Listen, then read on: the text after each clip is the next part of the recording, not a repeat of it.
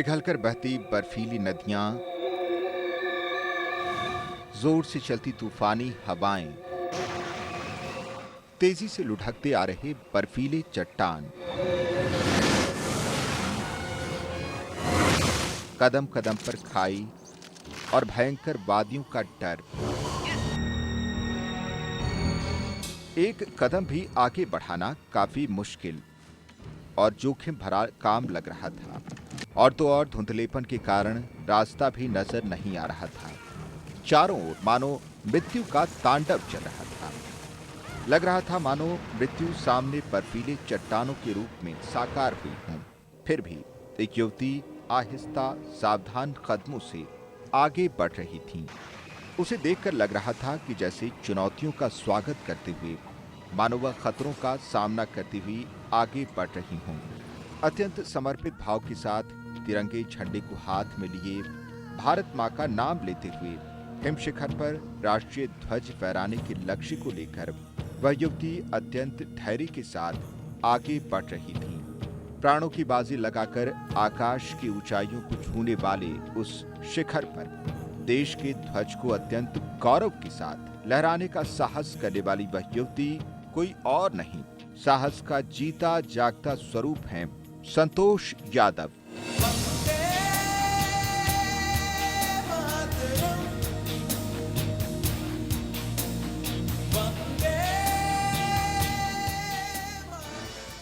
स्वतंत्रता प्राप्त होने के बाद पहली बार भारत की युवा शक्ति का दुनिया के सामने परिचय देने वाली ग्रामीण भारत की युवती है, और जहां से संतोष यादव ने विजय ध्वज फहराया वह जगह महाकवियों के काव्यों में वर्णित दिव्य स्थली है, दिव्य पुरुषों की तपोभूमि है और साहसिकों के लिए चुनौती का मंच ही है हिमालय।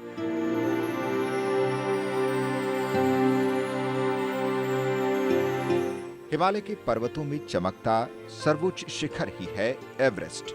लगातार 2 वर्षों में 2 बार अत्यधिक ऊंचाई वाले इस एवरेस्ट शिखर की ऊंचाइयों पर पहुंचकर सनसनी पैदा करने वाली भारतीय नारी हैं संतोष यादव। साहस भरी उनकी जीवन यात्रा में पग पग पर रोमांचकारी गाथाएं सुनने को मिलेंगी। चुनौतियों को गले लगाते हुए साहसिक कार्यों से लगाव रखने वाली संतोष यादव का जन्म 10 अक्टूबर 1967 में हरियाणा के रेवाड़ी जिले में स्थित जोनियावास गांव में हुआ। उनकी माता का नाम है चमेली और पिता का नाम है श्रीराम सिंह। उनका विवाह उत्तम कुमार लाल से हुआ।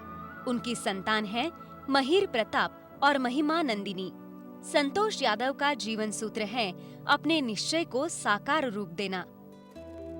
जोनियावास दिल्ली के नेऋति दिशा में स्थित हरियाणा राज्य के रेवाड़ी जिले में एक छोटा सा गांव है। उस गांव में मुश्किल से 100 परिवार बसते हैं। खेती और मवेशियों का पालन यहाँ के लोगों के जीवन का जरिया है। इस गांव में एक संपन्न परिवार जिनके घर 5 लड़कों के बाद एक लड़की ने जन्म लिया। लड़की के लिए तड़प रहे उस दंपत्ति ने उस लड़की को लाड़ प्यार से संतोषी का नाम दिया। गांव में परंपराओं के नाम पर अनेक प्रतिबंध लगाए जाते थे, लेकिन उस नन्ही सी लड़की का बचपन खेत और खलिहानों में खेल कूद करते हुए बीता। पढ़ाई हो या खेल कूद, वह अन्य सभी से आगे हुआ करती थी। अपनी सहेलियों से उसकी सोच विकल्प भिन्न हुआ करती थी। मैं जब स्कूल में पढ़ती थी, बहुत कम लोगों को चांस मिलता था पढ़ने के लिए, और मेरी क्लास में मुझे याद है कि हम लोग 5 बच्चे थे, और जैसे जैसे हम लोग बड़ी क्लास में गए, यानी कि जब मैं 5वीं क्लास में पहुंची, हम लोग 4 रह गए बच्चे। और मुझे याद है कि स्कूल की ये कंडीशन भी कैसी थी, एकदम पूरा मड, नीचे मिट्टी का फर्श होता था, और हम लोग खुद अपने हाथ से लिपते थे। तो मुझे अभी भी दिन याद है। उच्च शिक्षा के बारे में वह हमेशा सपने देखा करती थी। यही कारण था जब माता पिता उसकी शादी की बात चला रहे थे, उन्होंने मना कर दिया और बिना किसी को बताए घर छोड़कर वह दिल्ली पहुंच गईं। पार्ट टाइम नौकरियां करते हुए उन्होंने पाई जोड़ा और उन्होंने अपनी इंटर की पढ़ाई पूरी की। वो अपनी पढ़ाई में व्यवधान नहीं चाहती थीं, इसलिए उन्होंने अपने माता पिता से दूर रहने का निर्णय लिया। इसी विचार से वह राजस्थान पहुंची। उन दिनों जयपुर के प्रतिष्ठित महारानी कॉलेज में आर्थिक शास्त्र को प्रमुख विषय के रूप में चुनते हुए बीए ऑनर्स में उन्होंने भर्ती पाई। कॉलेज के समीप में ही अरावली पर्वत श्रृंखलाएं हुआ करती थीं। वहां आते जाते पर्यटकों का चहल पहल। कतारबद्ध होकर त्वरित गति से पहाड़ियों पर चढ़ते हुए खान के मजदूर कॉलेज की कक्षा से देखने पर उन्हें खिड़की से यही दृश्य प्रतिदिन दिखाई पड़ते थे। क्रमिक रूप से उनके मन में पर्वतारोहण के प्रति रुचि बढ़ी।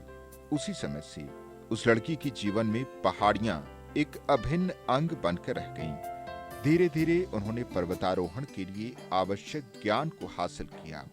जब भी अवसर मिलता वह सहेलियों के साथ पहाड़ियों पर चढ़ने जाया करती थीं।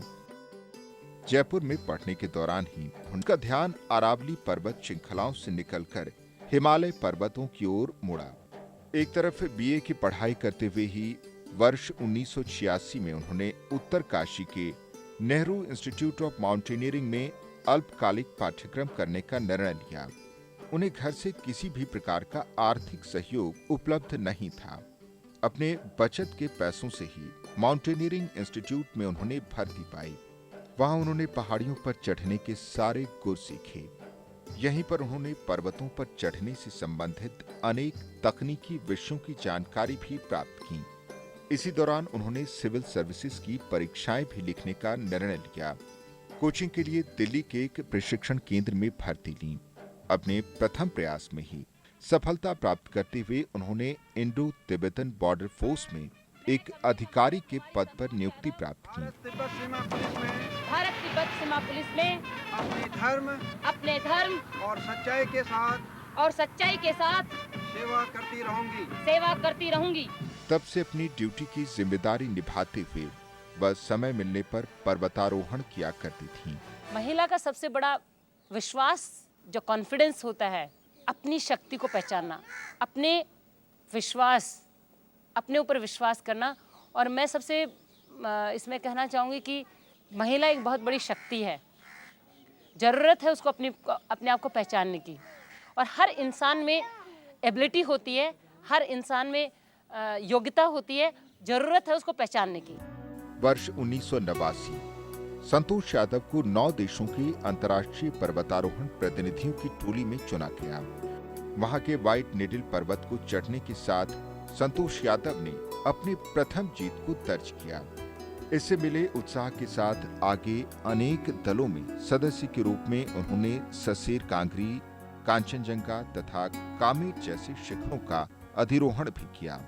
इसके बाद उन्होंने अत्यंत कठिन तथा जटिल प्रशिक्षण प्राप्त किया। उस समय उनकी नजर अत्यंत ऊंचाई वाले एवरेस्ट शिखर पर टिकी थी। इसी दौरान इंडो तिब्बतन सीमा दल भी एवरेस्ट अधिरोहण के प्रयास में जुटी हुई थी। इस दल की सदस्या के रूप में एवरेस्ट चढ़ने का स्वर्णिम अवसर संतोष यादव को प्राप्त हुआ। इसके साथ ही अत्यंत कठिन प्रशिक्षण और कठोर साधना शुरू हुई। वर्ष 1992 अप्रैल का महीना। उस दिन सुबह होते ही साथियों की शुभकामनाओं और विदाई के बीच संतोष यादव का दल हिमालय की तरफ निकल पड़ा। इस दल में एक वही महिला सदस्य थी। बीच मार्ग में अनेक अवरोधों का सामना हो रहा था। कदम कदम पर दुर्घटनाओं का डर छाया हुआ था। ऊपर से लुढ़कते बर्फ के चट्टान, तेज झोंकों के कारण ऐसी परिस्थिति में थोड़ी भी असावधानी खाई में ढकेल सकती थी। इन कठिनाइयों के बावजूद वह दल दुगने उत्साह के साथ आगे बढ़ता जा रहा था। एक तरफ जैसे जैसे ऊंचाई पर पहुंच रहे थे, प्राणवायु कम होती जा रही थी और मुश्किलें बढ़ती जा रही थीं। दूसरी तरफ इन सब की परवाह न करते हुए वह दल अपने लक्ष्य की तरफ बढ़ता जा रहा था। 26,000 फुट ऊंचाई पर जब साउथ कर्नल पड़ाव पर पहुंचते ही वातावरण अत्यंत प्रतिकूल बन गया था। उस रात उनको लग रहा था कि उनके लिए यह अंतिम रात है। दल के एक सदस्य रेमंड जैकब को सांस लेने में तकलीफ हो रही थी। दल के सदस्यों में व्याकुलता, सब में असमंजस की स्थिति। तभी संतोष ने सूझबूझ दिखाया।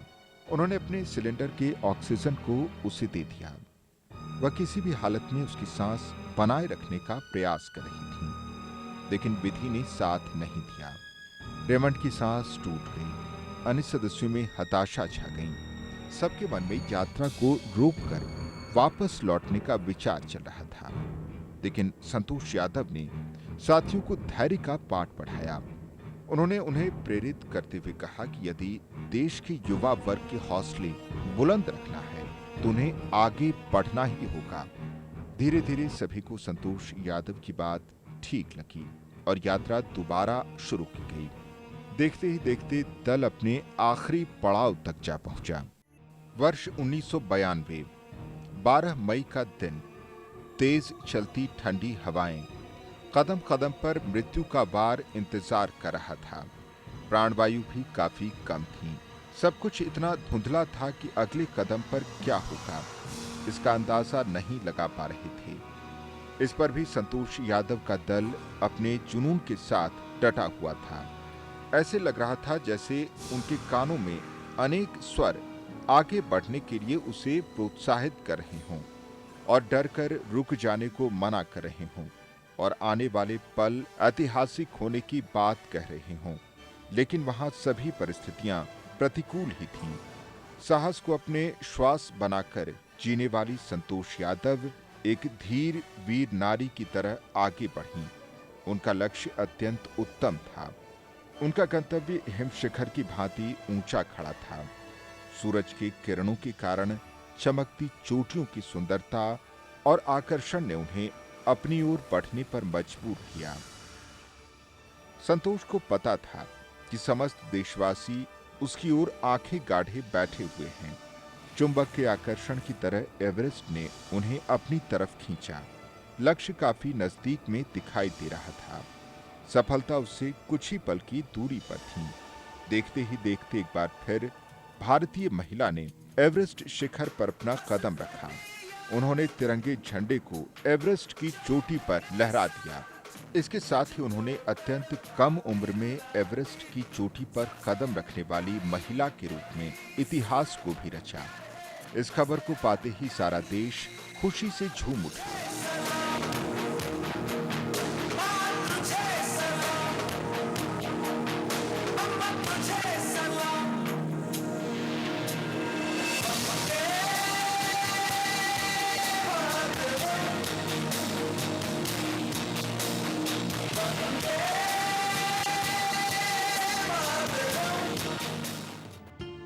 अब तक केवल पुरुषों की क्षमता तक ही सीमित माने जाने वाले एवरेस्ट शिखर अवरोहण पर संतोष यादव ने अपनी जीत का परचम लहरा दिया।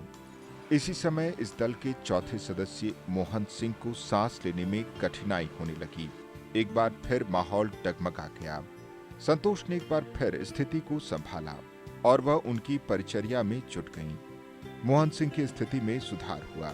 एवरेस्ट शिखर से लौटते वक्त यात्रा अचानक अत्यंत क्लिष्ट बन गई। ठंडी हवाओं के थपेड़े, कदम कदम पर मृत्यु का तांडव। हवाएं इतनी तेज चल रही थीं कि उनके प्रभाव से संतोष यादव अचानक फिसल पड़ी। वह लुढ़कती ही जा रही थीं। पता नहीं चल रहा था कि वह किस तरफ जा रही थीं।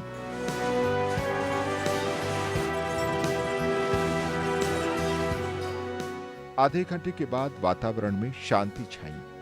संतोष ने पाया कि उनके सारे बदन पर घाव हो गए हैं। 11 मई को जब मैं वापस नीचे आ रही थी, अचानक वेदर इतना ख़राब हो गया, हवा इतनी तेज़ चलने लगी कि उस दिन 180 की स्पीड सैटेलाइट से नापी जा रही थी। हमें न्यूज़ से इंफॉर्मेशन मिल रही थी। मैं जिनेवा स्पर पे जैसे ही पहुंची, मुझे हवा ने इतनी ज़ोर से उड़ा दिया कि मुझे कई देर तक होश नहीं हुआ। और जिस रास्ते को हम लोग 6 घंटे में 5 घंटे में पार करते हैं, उसे मैंने आधे घंटे में पार किया, गिरते गिरते। और लिटरली आई वाज इंजर्ड। एक ऐसा समय आया कि मुझे लगा कि मैं शायद अब बच नहीं पाऊंगी। इसी वर्ष गढ़वाल प्रांत के हिमालय पर्वतों की चढ़ाई करने के लिए बने भारत जापान महिला दल के नेतृत्व की कमान संतोष यादव ने संभाली। 22,764 फीट ऊंचाई वाले एक बेनाम शिखर का अधिरोहण करते हुए संतोष यादव ने उस शिखर को सरस्वती कहकर नाम दिया। फिर भी कुछ साहसिक और चुनौती भरे काम को कर दिखाने की लालसा संतोष यादव को खाई जा रही थी। इसके परिणाम स्वरूप ही उन्होंने एक बार फिर एवरेस्ट शिखर को चढ़ने का निर्णय लिया। वर्ष 1993 में एवरेस्ट चढ़ने वाले भारत नेपाल महिला दल की सदस्य चुनी गईं। एक बार फिर उनके कदम एवरेस्ट की ओर बढ़े। रास्ते में उन्हें अपनी पहली यात्रा का सहयोगी रेमंड की रह रहकर याद आ रही थी। फिर भी वह अपने साहस से जरा भी नहीं डगमगाईं। दुगने चौकन्ने रूप से अत्यंत साहस के साथ चुनौतियों का सामना करते हुए अपने लक्ष्य की ओर कदम बढ़ाती गईं। 10 मई की हल्की धूप में चांदी की तरह चमचमाते हुए शिखर पर संतोष यादव पहुंची गईं। लगातार 2 वर्षों में 2 बार एवरेस्ट शिखर की चोटी पर पहुंचने वाली अकेली महिला के रूप में संतोष यादव ने इतिहास रच डाला। उनकी सफलता पर देश का युवा वर्ग फूले नहीं समाया। इसके फलस्वरूप देश भर में उन्हें सम्मानित किया गया, अनेक पुरस्कारों से गौरवान्वित किया गया। अनेक देसी विदेशी संस्थानों ने भाषण देने के लिए उन्हें आमंत्रित किया। सर्वोच्च शिखर एवरेस्ट पर 2 बार चढ़ने वाली संतोष यादव को अनेक पुरस्कार एवं सम्मान से गौरवान्वित किया गया है। वर्ष 1992 में उन्हें महिला शिरोमणि खिताब से नवाजा गया है। उसी वर्ष राजस्थान सरकार ने उन्हें महाराणा प्रताप पुरस्कार देकर सम्मानित किया है। वर्ष 1993 में इंडियन माउंटेनियरिंग फेडरेशन ने संतोष यादव को स्वर्ण पदक प्रदान किया। वर्ष 1993 में ही भारत सरकार ने उन्हें राजीव गांधी एक्सेलेंस अवार्ड देकर सम्मानित किया। उसी वर्ष हरियाणा सरकार ने भीम पुरस्कार से उन्हें गौरवान्वित किया। वर्ष 1994 में केंद्र सरकार ने उन्हें नेशनल एडवेंचर अवार्ड प्रदान किया। वर्ष 1995 में संतोष यादव को भारत गौरव का पुरस्कार दिया गया है। वर्ष 1998 में के बिड़ला पुरस्कार तथा वर्ष 1999 में भारतीय अंतरिक्ष शोध संस्था का इसरो पुरस्कार भी प्राप्त हुआ है। वर्ष 2000 में भारत सरकार ने पद्मश्री पुरस्कार देकर संतोष यादव जी को गौरवान्वित किया और वर्ष 2001 में उन्हें अर्जुन पुरस्कार प्राप्त हुआ है। वर्ष 2003 में दिल्ली राज्य सरकार ने Rajiv Gandhi state sports award देकर सम्मानित किया है और वर्ष 2006 में संतोष यादव जी को कल्पना चावला एक्सेलेंस अवार्ड भी प्राप्त हुआ। उन्नत लक्ष्यों को लेकर आगे बढ़ने, सपने देखने वाले युवा वर्ग के लिए संतोष यादव आदर्श बन गईं। यहाँ तक कि हरियाणा सरकार ने तो गुड़गांव राष्ट्रीय मार्ग का नाम संतोष यादव के नाम पर रख डाला। मेरी सबसे बड़ी इंस्पिरेशन मेरी जिज्ञासा रही है। मैं जिज्ञासा के कारण भी आज इतनी आगे तक आई हूँ, क्योंकि मैं माउंटेनियरिंग के बारे में बिल्कुल नहीं जानती थी।